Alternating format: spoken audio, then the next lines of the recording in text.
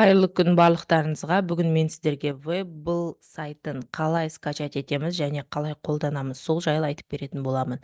Ең алдымен Яндекске или Хромға кіріп, Webull скачать деп жазасыздар. Ішінде Download and Start Trading деген тұрады. Соны басамыз.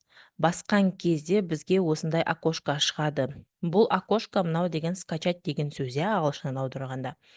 Бұны біз Androidқа да, iOS-қа да любойына загрузить ете береміз.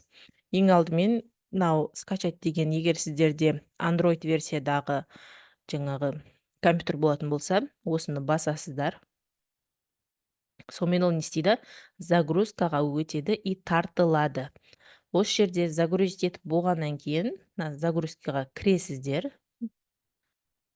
Открыть дегенді басасыздар, тартылып болғаннан кейін полностью. Осындай жазу шығады.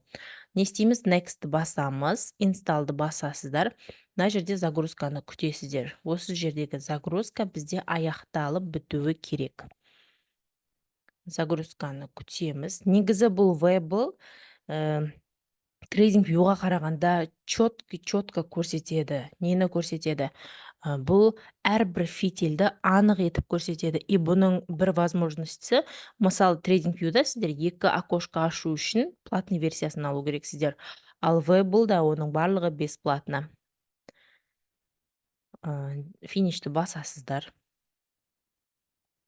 Осы жерде уже сіздер толығымен ноутбуктарыңызға жүктеп алдыңыздар. Мына жерде мысалы кірілді, кіріп кетті. Сіздерде бұлай шықпауы мүмкін. Менде бұның барлығы сақталып қалынған. Мен қазір өшіріп тастаймын. Осылай шығуы мүмкін. Басында тартып алған кезде. Бұған не істейміз? Бұған Pepper Tradingті жалғаймыз. Қалай жалғаймыз? Мына жерде мына 9 точка тұрған жерді басасыздар. Pepper Tradingке кіресіздер, сонымен осылай кіріп кетеді. Бірінші пустой домалақ окошканы таңдаймыз. Кіріп аламыз. Чарт дегенді басасыздар. 1 рет, 2 рет бассаңыздар болады. Болмаса 3 рет, 4 рет деген сияқты қаншау керек?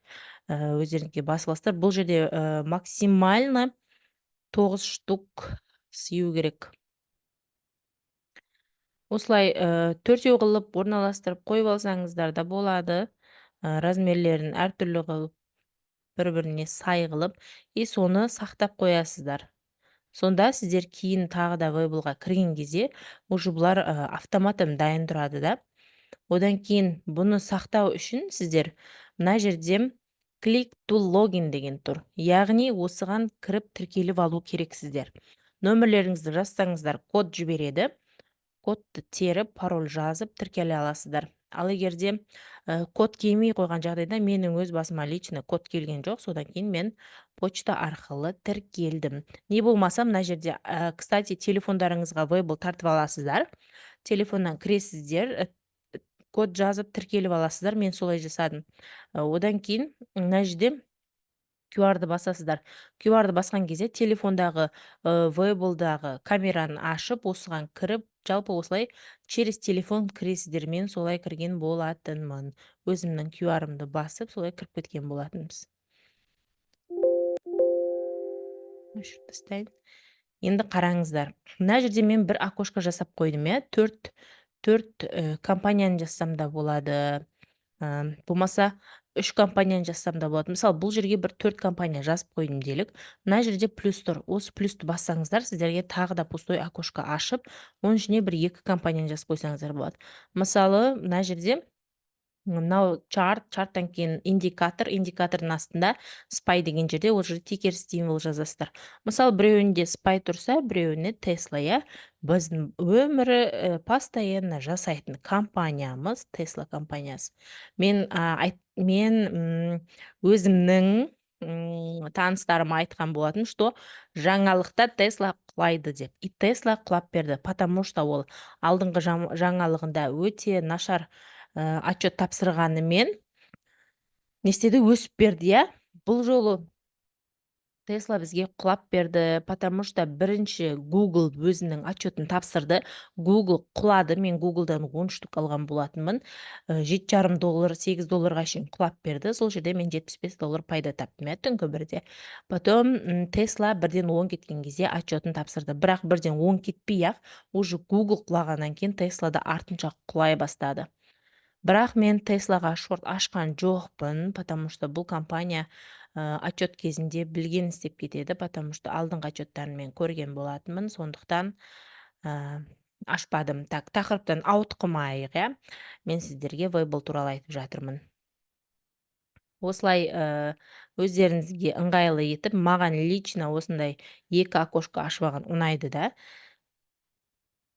Түсіріп аламыз.